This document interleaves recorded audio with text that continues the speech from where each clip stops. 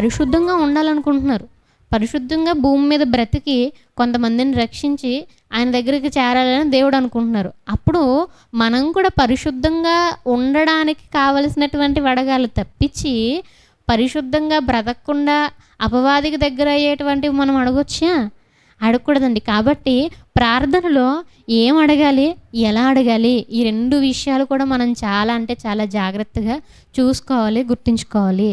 అందుకు గాను ప్రభువువారు మాట్లాడుతూ ఒక మంచి మాట మనకు చెప్తూ ఉన్నారండి. మనం చూసినట్లయితే యాకోబు రాసినటువంటి పత్రిక 4వ అధ్యాయము 2వ వచనం నుంచి మనం చూస్తే, మీరు ఆశించుచున్నారు కానీ మీకు దొరకట్లేదు, నరహత్య చేదురు, మత్సరపడుదురు కానీ సంపాదించుకొనలేరు, పోట్లాడుదురు, యుద్ధం చేదురు కానీ దేవుణ్ణి అడుగునందున మీకేమీ దొరకదు, మీరు అడిగినను, గమనించాలి అందరూ 3వ వచనం, మీరు అడిగినను మీ భోగముల నిమిత్తం వినియోగించుటకై దురుద్దేశముతో అడుగుదురు గనుక మీకేమీ దొరకటలేదు.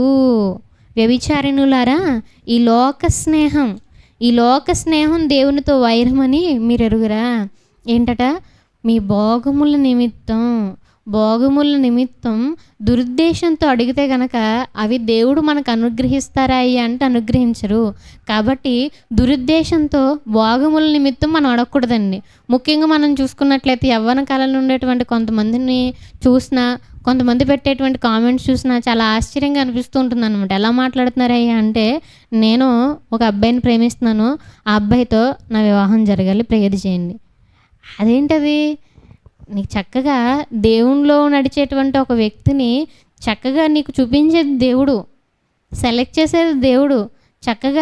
మనం చక్కగా ప్రార్థన చేసుకుని దేవునిలో మనం నిలబడి దేవుని యొక్క మాట కోసం మనం ఎదురు చూస్తే కనుక ఒక మంచి సంబంధాన్ని తీసుకొచ్చేది దేవుడు. అలా కాదని, దేవుణ్ణి కాదని, అమ్మా నాన్నలు కాదని, అందరినీ విడిచిపెట్టి నీకు నువ్వే ఒకరిని సెలెక్ట్ చేసుకుని, ప్రభువా నాకు సహాయం చేయంటే ఆ ప్రార్థన ఎలా అవుతుంది? మీ భోగముల నిమిత్తం ఆ అబ్బాయిలో నువ్వేదో చూసావు, అది అందం కావచ్చు, ఐశ్వర్యం కావచ్చు, లేదనంటే ఒక బైక్ కావచ్చు. అవునండి, అతనికి ఉన్నటువంటి బైక్ని చూసి ప్రేమించే వాళ్ళు కూడా కొంతమంది ఉంటారు. ఆ అమ్మాయికి ఉన్నటువంటి ఆస్తిని చూసి ప్రేమించే వాళ్ళు కూడా కొంతమంది ఉంటారు. అంటే సంథింగ్ ఏదో దురుద్దేశం ఉంది. ఆ దురుద్దేశం నీలో పెట్టుకుని దేవుడు చేయొద్దన్న పనులు చేసి ఇప్పుడు నాకు ఆ అబ్బాయితో పెళ్ళి అవ్వాలి అనేది ఏమవుతుంది? ఆ ప్రార్థన కరెక్ట్ అవుతుంది అంటారా? అవదండి. కాబట్టి పిల్లరా, మనం ఏం చేయాలయ్యా అంటే చెక్ చేసుకోవాలి. మనం ప్రార్థన చేసేటప్పుడు మన భోగముల నిమిత్తం దురుద్దేశంతో అడుగుతున్నామా, దేవునికి వ్యతిరేకంగా ఉన్నాయి మనం అడుగుతున్నామా అనేది మనం చెక్ చేసుకోవాలి. సెకండ్ పాయింట్ వచ్చేసరికి మనం ఆలోచన చేసినట్లయితే, మొదటి యోహానులో మనం గమనించవచ్చండి. యోహాను రాసినటువంటి మొదటి పత్రికలో మనం గమనించినట్లయితే 5వ అధ్యాయం 14వ వచనం, ఆయనను బట్టి మనకు కలిగిన ధైర్యం ఏదనగా ఆయన చిత్తానుసారముగా మనం ఏది అడిగినను ఆయన మన మనవి ఆలకించుననిదియే. మనమేమి అడిగినను ఆయన మన మనవి ఆలోకించునని మనం ఎరిగిన ఎడల మనం ఆయన్ను వేడుకున్నవి మనకు కలిగినవని ఎరుగుదము. దేవునికి స్తోత్రం. ఏంటట? అడిగేవి ఆయన చిత్తానుసారంగా అడగాలండి. ఆయన చిత్తానికి విరుద్ధంగా ఉండేవి మనం అడగకూడదు. ఒకటి, భోగముల నిమిత్తం అడగకూడదు. రెండేది వచ్చేసరికి చిత్తానుసారంగా దేవుని చిత్తం ఏంటి అనేది మనం ఆలోచించి, నీ చిత్తం అయితే చెయ్యి ప్రభువా అని చేయాలి. ఇప్పుడు కొంతమంది ఉంటారండి, ఎలా చేస్తారయ్యా అంటే, ప్రభువా నాకు ఎలాగైనా కానీ నాకు అబ్బాయే కావాలి ఈసారి, పుట్టబోయేటువంటి బిడ్డ. ఏ అమ్మాయితో ఏమైంది తక్కువ? అమ్మాయికి ఏం తక్కువ అండి దేవుడు? అమ్మాయికి ఏమైనా తక్కువ చేశారా దేవుడు? అమ్మాయి మిమ్మల్ని చూసుకోదా? కానీ ఆలోచన చేస్తే అదొక దురుద్దేశం. అది ఎందుకు చాలా వెనకాల రన్ అవుతూ ఉంటాయి. అబ్బాయి అయితే కట్నం ఇవ్వక్కర్లొద్దు, తర్వాత అబ్బాయి అయితే కొన్ని ఉంటాయి కదండి అవసరాలు, కొన్ని ఫంక్షన్స్ చేయాల్సిన అవసరం ఉండదు, వాళ్ళకి చెవులీలని అవని ఇవని అదని ఇదని కొనాల్సిన అవసరం ఉండదు. కాబట్టి ఖర్చు మొత్తం తక్కువ. కాబట్టి అబ్బాయి కావాలి. దురుద్దేశం అంటారా కాదా? అమ్మాయి అయినా కానీ కట్నం ఇవ్వక్కర్లొద్దు. దేవునిలో కరెక్ట్గా పెంచి మీరు దేవునిలో ఉండి మీరు నిలబడితే కరెక్ట్గా దేవుడు చెప్పినటువంటి ప్రాసెస్లో వెళ్తే అమ్మాయికి కూడా కట్నం అవసరం లేదు. కానీ లోకాన్ని మనం చూస్తున్నాం కదా, లోకాన్ని చూస్తే ఏం చేస్తూ ఉంటారంటే, నాకు అబ్బాయే కావాలి, అమ్మాయి వద్దు, నాకు అబ్బాయే పుట్టాలని ప్రార్థన చేయండి. ఒక సిస్టర్ గారు ప్రేయర్ చేయించుకోవడానికి వచ్చారనమాట. ఆ సిస్టర్ గారికి ఆల్రెడీ 5 ఆడపిల్లలు ఉన్నారు, 6th ప్రెగ్నెన్సీ అనమాట, 6వసారి. అయితే 6వసారి ఈసారి మాత్రం ఖచ్చితంగా అబ్బాయి కావాలండి, నాకు ఏం చేస్తారో తెలియదండి, మీరు ప్రార్థన చేయండి అంతే.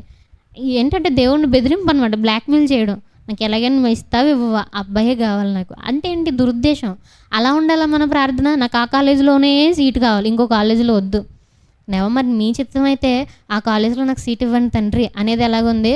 తండ్రి నాకు ఆ కాలేజీలోనే సీటు కావాలి, నేను చదివితే ఆ కాలేజీలోనే చదువుతాను. ఆ ప్రార్థన కరెక్ట్ అవుతుందా?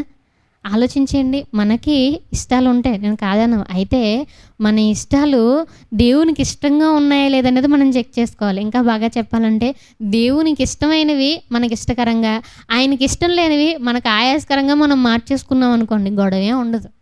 కానీ మనం ఎలా చూస్తాం తెలుసా? ఫస్ట్ మన ఇష్టం, తర్వాత ఆయన ఇష్టంలే అని అనుకుంటాం. అలా కాదు, ఆయన ఇష్టాలు మన ఇష్టాలుగా మార్చుకుంటే బాగుంటుందండి. సరే నువ్వు ఇష్టపడ్డావు, అది ఆయనకి ఇష్టమా కాదా చెక్ చేసుకో. ఇష్టం లేదనుకో పక్కకు పెట్టేయాలి. కాబట్టి మనం ప్రార్థన చేసేటప్పుడు ఆయన చిత్తానుసారంగా మనం చేయాలి. అంతేగాని దేవుడి దగ్గరకు వచ్చి బెదిరించడం కాదు. అలా ఉండకూడదు. ఒకటి మనం ఫిక్స్ చేసుకోకూడదు. తండ్రి నేను ఇది ఇష్టపడుతున్నాను, మీ చిత్తం అయితే చేయండి అయ్యా, మీ ఇష్టం అది. చేయకపోయినా నాకేం ప్రాబ్లం లేదయ్యా, మీరు చేయండి, నేనైతే కోరుకుంటున్నాను, మీ ఇష్టం అనేది ఒకలా ఉంటుంది.